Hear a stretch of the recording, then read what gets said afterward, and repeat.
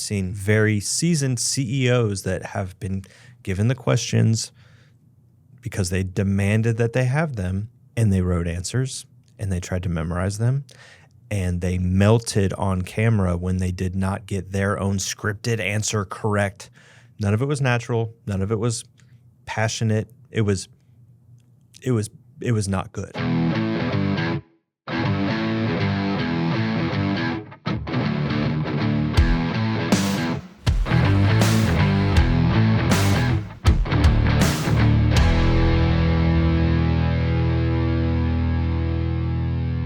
So one thing that I like to do with our clients is stay actively involved. So it'd be easier if I just did some strategy things or just sold it and then kind of faded into the background and let our team manage the rest of it, which they're perfectly capable of doing.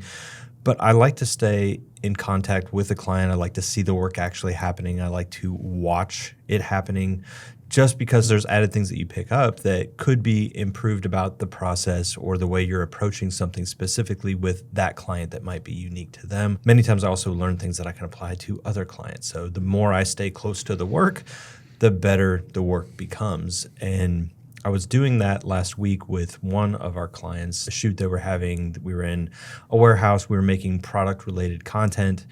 We had their engineering team there talking about kind of the situations that necessitate some of the newer products that they're coming out with, and then also what those products are and how they work in those environments. And what I saw happening was the marketing team and the way that they were preparing their subject matter experts to kind of extract the information from them was actually causing a little bit of friction for the subject matter expert, which was then causing a little bit of friction for the marketing team.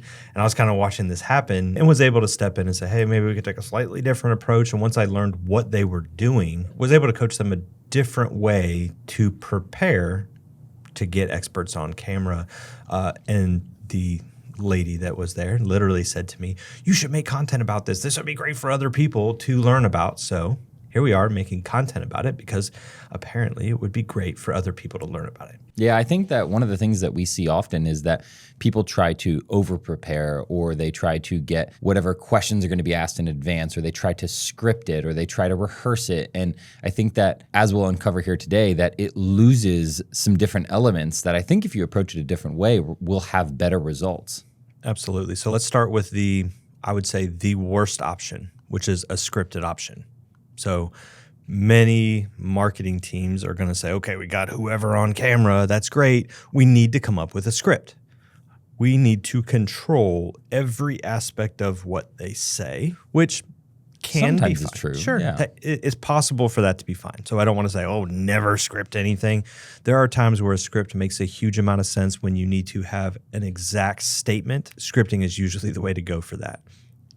But for regular content, for product content, for expert-fueled content, that's usually not the best place to start. And I think that that is a very common experience where you get a thought leader sitting in front of a teleprompter and it just doesn't feel natural because they're reading. They typically will lack body movements or, emotions on the face or being able to interact in a way that doesn't feel like it's scripted. And I think that there are obviously a few people in the organization where maybe they've had media training or maybe they've been on video before where they can comfortably do that and they can comfortably articulate it, and you will never know that they're reading. Their eyes don't bounce. They don't sway. They don't do these things that give away that they're reading from a teleprompter. But it's, for the majority of people, it just doesn't feel natural. It doesn't look natural. It doesn't sound natural. And it kind of loses that authenticity. It's not natural. It's not natural for them to sit in front of a video camera with lights and a microphone to start with. And then it's not natural for them to just be reading a script. And many times it's not a script that they wrote, so it's not in their own words. It's stuff that they're just being asked to say. And it's foreign. It's not how they speak. It's not an environment that they're comfortable in. And it feels awkward when you're watching it because they feel awkward doing it.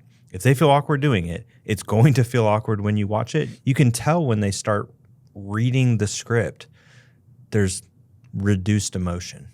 There's reduced emphasis on words. There's reduced connection to the content that they're actually putting out there that affects the quality of that message going out. So, when you're thinking about we've got our subject matter expert.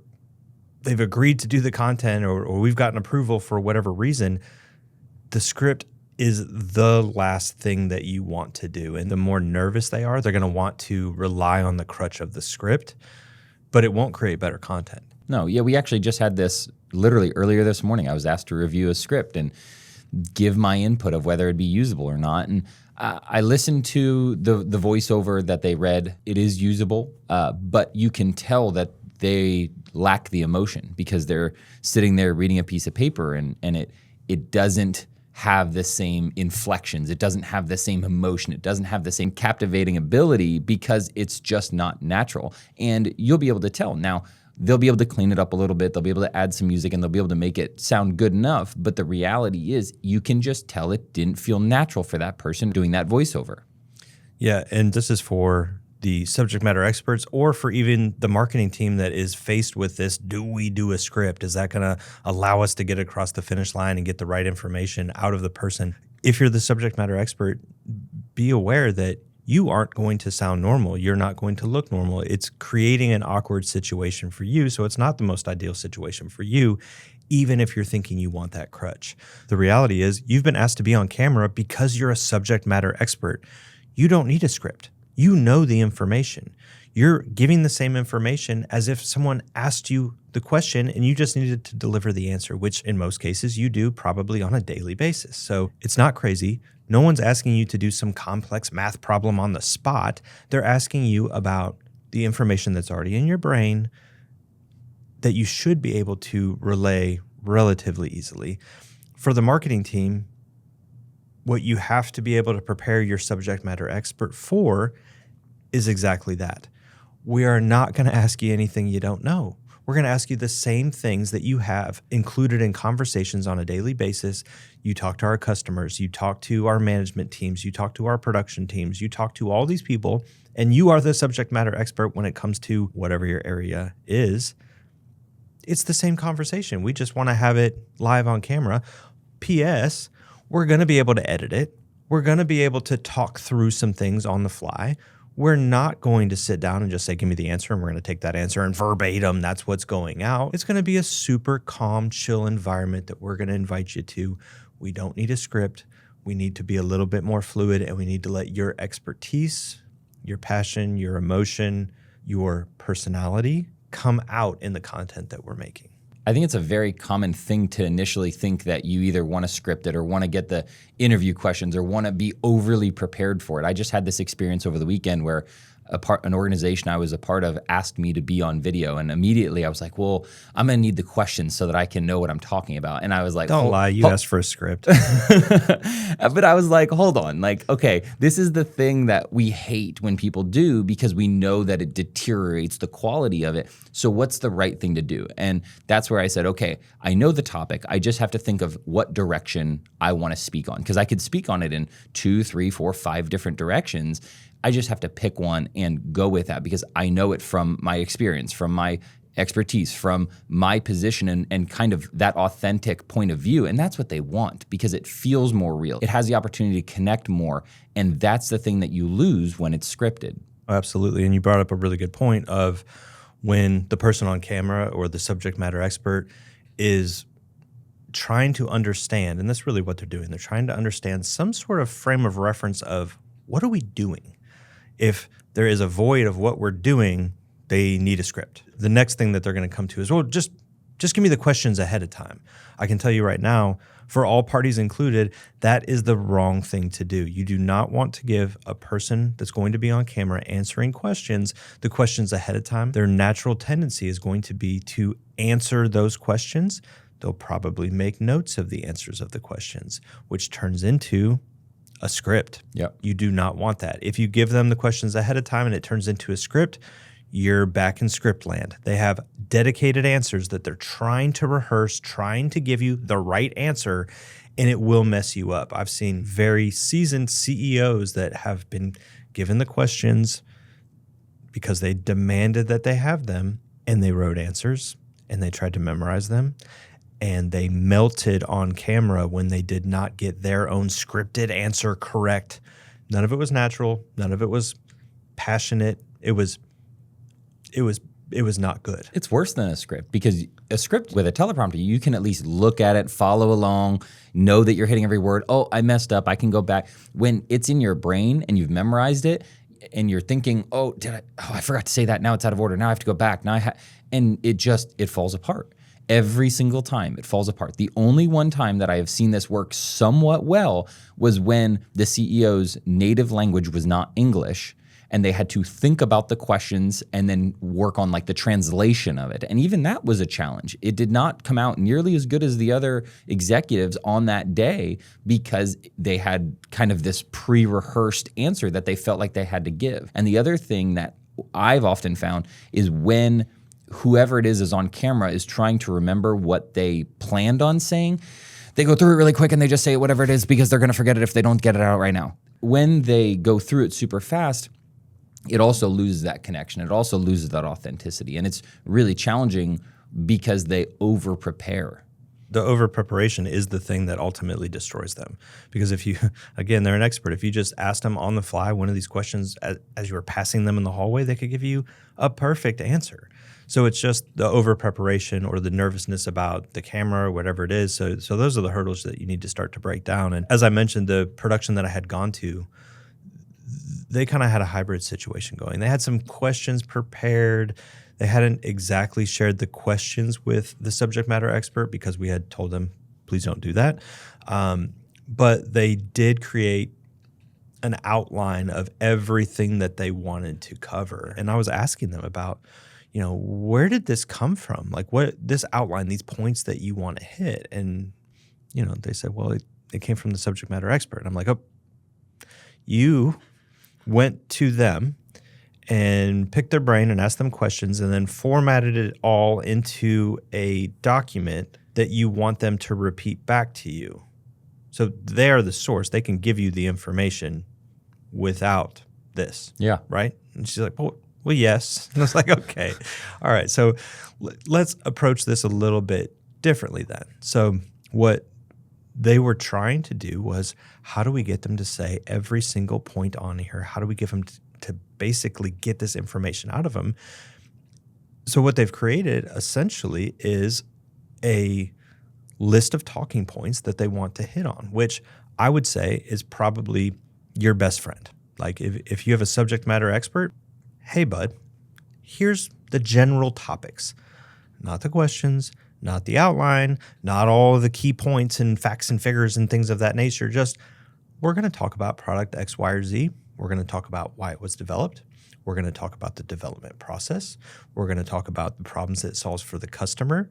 And we're going to talk about what's next in the evolution of this particular product. That's what we're going to talk about. And for a true expert, that gives them enough context to know, oh, I know what we're going to talk about. Turns out, I know all of these things. I was there when all of this happened. I have intricate knowledge of this. I'm good. What they were trying to do, at least in the beginning, was actually take the list with the details and make them say it. So it almost turned back into a script where it was like, hey, you answered the question, but I just want you to say it like this. I'm going to say the line, you say it back to me. And the two things that were happening is, one, they weren't getting the content that they really wanted. It wasn't coming off naturally because you're just repeating what someone else is saying. It wasn't an original thought that you're just putting out into the world.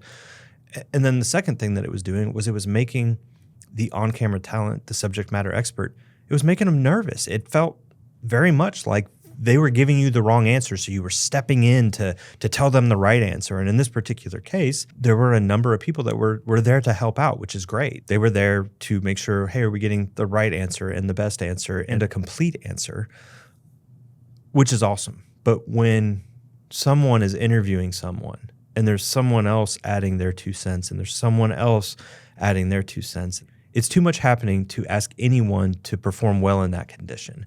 Have your points that you want to cover, but stop approaching it like it is a checklist to get through and start approaching it like a conversation. You and I have had a ton of different days where we have been interviewing different people, and I know that some of the best follow-up questions have come not because it was on the list, not because it was scripted, but because they said something that was just a little bit different, or it had something that stood out, and you were able to say, tell me more about that, or unpack that more, or how did you get there?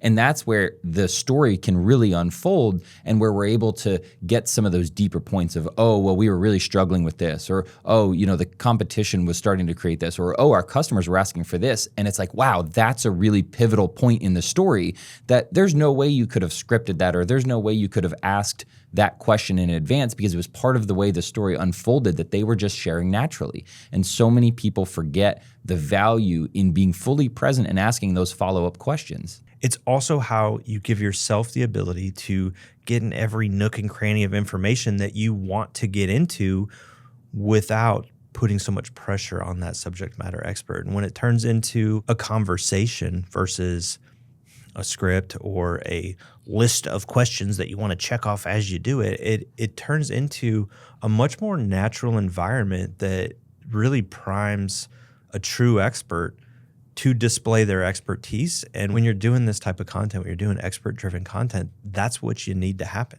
So to bring this full circle, tell me, if you were consulting somebody that was going into a video shoot next week and they said, hey, we've got 4 subject matter experts that we want to sit down, we want to do it the right way. What is the way that we should actually approach this to be successful? The first thing that I think, especially from a marketing team standpoint, is be prepared to coach them through their level of discomfort.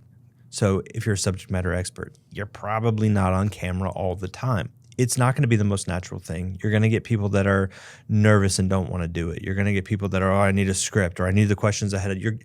Just know that's going to happen. You have to be able to have the conversation of, Susan, Fred, you don't need a script. This is your information. This is what you do. You don't need the questions ahead of time. And you know what? Even if I gave you the questions ahead of time, they're going to change because we're going to have a real conversation. So I could give you some questions, but the second you give me one answer and I go a different direction, it's going to mess you up because I haven't given you all the questions, because it's a conversation, not a checklist of questions. It's just me and you sitting down having a conversation. Remind them that it's video. We can edit. It's fine. We're going to talk for 30 minutes. We're going to use 5 minutes of what you say. It's okay if you mess up. It's okay if we have to do it 5 times. It doesn't matter. It's fine. So work through their level of discomfort, because once you get them comfortable to the point of they don't feel like they need a script, they don't feel like they need the questions ahead of time, what you can do is help them prepare. So deal with discomfort. Next, help them prepare. Say, hey, how about we sit down for 30 minutes and we talk through what we're going to talk about? And at this point, I would highly suggest recording this, because it's something you're going to want to reference back, but record.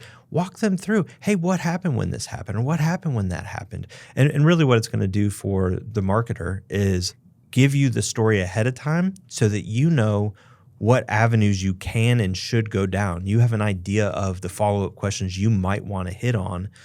It also gives your expert kind of a trial run through the process. This is optional, by the way. Most people don't do this. If you have somebody that's nervous, or you want the most complete story possible, this is highly recommended. If we were doing a documentary and we wanted an expert witness in our documentary, this is exactly what would happen. You would pre-interview them before you interviewed them so that you could get the most story out of them as possible. And it doesn't have to be a sit-down, cameras, lights, everything else. It can be like a Zoom call. It can be a phone call. Again, record it so that you can go back to it, make a transcript of whatever it is. At the end of the day, that document, the transcript, is what you can use to start building what are the talking points that we want to go on. Not on a checklist basis, but on a just high-level topics. We're going to talk about the inception. We're going to talk about the process. We're going to talk about challenges that we had along the way. We're going to talk about these high-level things. And then that's the document you can give to your subject matter expert. These are the topics that we're going to cover. They're going to feel comfortable saying, oh, we spoke about these topics. Here are the topics that they provided. Okay, I have a pretty good idea of what's going to happen here. Now when they show up, they've already done it, and they have a list of the topics. They're not preparing anything. They're not over-prepared. They're not scripting something. They're just going to sit down and say, I'm ready. I'm prepared. which is what you want. That's what's going to create the best content possible. The calmer everybody is, the better it's going to be. Some of it will come with repetition. By the 20th time you've done this, it will seem easy and it won't matter and it'll flow and it'll be nice and it'll be perfect and everybody will be happy and there'll be rainbows and sunshine and a bunch of other, probably unicorns, who knows what. But until that happens, there's going to be a little bit of nerves and discomfort, and you just have to work through that. These are just people, whether it's the subject matter expert looking at a marketer going, oh my God, they want the right answer. What am I going to do? They're just people. They're just people trying to get you to display your expertise. If you're on the marketing side, you're like, oh my God, I got to get them to get the right answer again. And we got to program this out because I have all these things that we have to do. They're not a machine. They can't perform on demand like that. They're just a person. You just need to talk with them. So the more you can turn it into a conversation that's light, that feels nice, that is personable, the more you can relate with the person beforehand and during, the better it's going to be. I mean, some of the best interviews that I've done are the times I got to hang out for 15 to 30 minutes with the person I'm going to interview prior to the interview. They literally feel like they're sitting down with their friend to talk about that really cool thing that they know about that they're kind of excited to tell you about. That's the way it should feel. So the final thing I would say we already kind of covered, which is prep your subject matter expert that this probably isn't the last time we're going to call on them to be an expert. Not everything has to be perfect, but we're going to continue to do this. We're going to continue to rely on you as an expert to capture our message, to tell it to our market. So prepare for repetition. Don't schedule a video shoot. Schedule a quarterly video shoot where we're going to do this so we can keep capturing this. So if your subject matter expert isn't perfect on day one, cool. You're going to get another at-bat, both for you and for them. So have those conversations about, this isn't a one-time event, bud. We're going to keep doing this. So you're going to get better over time. Again, if you mess something up, we'll edit it out. Doesn't matter. We're going to keep going with this, and we're going to make you look like a rock star. And when they see the final product, usually all their fears, all their insecurities of that day, because usually even when they walk out of here, they're like, how was that? And it's like, no, that was great. That was really good. We got exactly what we wanted, and we'll edit it together, and it'll be great in the end. But once they see that final video, they feel this sense of relief, like, oh, okay, that is good. They did display me in a good light. They did highlight all the positive things I said. They did edit out the things that were either mistakes or mess ups or, these weird transitions. They were able to fix that, and it does look good. And obviously that's our job. But at the end of the day, that will make them feel better and more comfortable for next time going into it. So like you said, don't just make it a one and done event, but once they see the end result, they're going to be more open to doing it in the future. So moral of the story, full circle, stay away from scripts with subject matter experts. These people are experts. They don't need a freaking script. If you're going to write a script, guess what? You're going to get the information from them anyway. So stay away from that. Prepared questions, if that's what you want to do or you need that, fine. Do not share that with the subject matter expert. And what you can share is a list of talking points or high-level topics that you're going to cover to get them comfortable. Best way to get there, pre-interview them so that everybody knows what's going to happen before you get in front of the cameras and hit record.